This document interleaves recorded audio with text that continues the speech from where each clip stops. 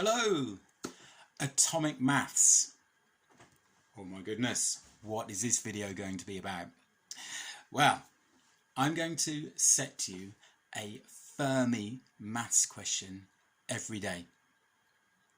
Now bear with me, I'll explain why it's called atomic maths in a second.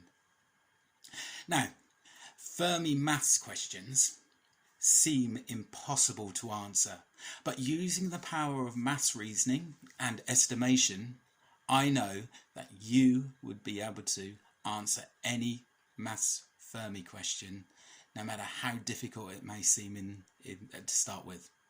Now, you may be little in Key Stage 1, or you might be in Key Stage 2, or even you may have brothers or sisters in Key Stage 3 or 4. You guys, whatever your age, can have a go at answering a Fermi maths question. Are you ready? Now, the reason they're called Fermi maths questions, that's F-E-R-M-I,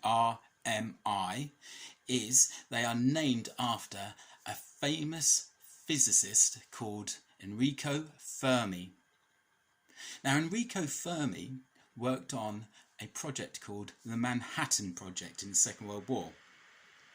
And he and his colleagues developed the first atomic bomb. Now, he was dealing with such huge numbers and such complex problems that these questions and problems seemed almost impossible to answer. But using estimation, he was able to answer incredibly complex questions.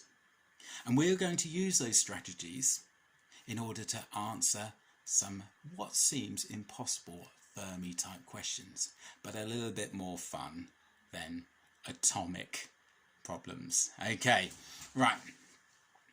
This is an example Fermi question, which I usually do with my Year 6s. So if you're a little bit younger than Year 6, bear with me. If you're a little bit older, well, hold on to your socks. Let's see if you can answer these and see how I'm coming across these problems. Okay. Now, I need to use reasoning in order to help me with this question.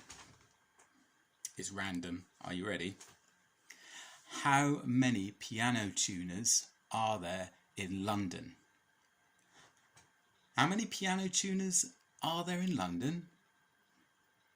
It's a bit weird question. I know it is, I know.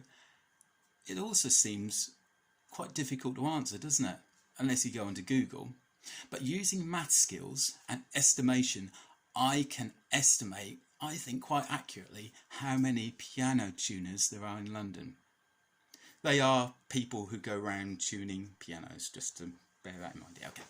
Right, so I need to come up with some figures, some numbers, in order to help me answer that question.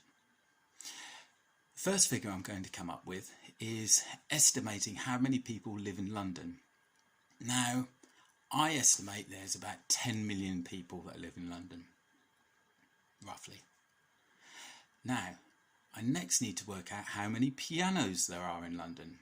Well, the way I'm going to do that is roughly, what do you think? 1 in 20 people play the piano? And roughly, do you think 1 in 20 people own a piano? Now, your estimations may be slightly different from that, or your ratio, but bear with me. So, if 1 in 20 people own and play a piano, out of 10 million people, I can work out how many pianos there are.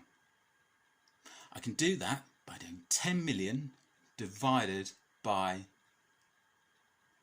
or what was it? 10 million divided by 20. Sorry, I've lost track there. So 10 million people divided by 20 equals 500,000. So I've got 500,000 pianos in London. Now, how am I going to work out how many piano tuners there are from that number? Well, think about it. If I'm a piano tuner and I say tune perhaps 1 or 2 pianos a day, how many pianos do I tune in a year, say? Oh, let's work on a nice round number. Perhaps 500 pianos a year? Right. So let's work out how many piano tuners there are from that 500 and the 500,000 pianos. If I do 500,000 pianos divided by 500 pianos that a piano tuner would tune in a year, that gives me 1,000. So that's kind of my answer. I estimate that there are 1,000 piano tuners in London. Now, can you see what I've done there? I've worked my way through the problem by estimating and trying to be logical in order to come up with an answer. Now, I can also explain my answer and how I got that answer through reasoning, which is another maths skill. That is an example of a Fermi maths question and the answer. Now, these are the 2 Fermi questions I'm going to set you to start off with. Perhaps a weekend set of questions. I'll give you another one on Monday. So, one of them, I was just going through the kitchen and I thought, oh, this might be quite a good one. So, I have here a pot of dry pasta. Can you see? My question is, how many pieces of dry pasta are there in this pot? So think about the numbers that you would have to estimate. Perhaps you need to work out the size of the pot, the volume of the pot, and perhaps the size of the pieces of pasta. Can you estimate how many pieces of pasta are in that? That's question 1. Question 2. As you may know, if you're in my class or in my school, you will always see me with a cup of coffee in my hand. Now, most teachers are addicted to tea and coffee, and this question is based on teachers and coffee and tea. Right. How many cups of coffee or tea do you think your teachers in your school drink in 1 year? Do you think that a swimming pool could be filled with the numbers of cups of tea and coffee that they drink in 1 year?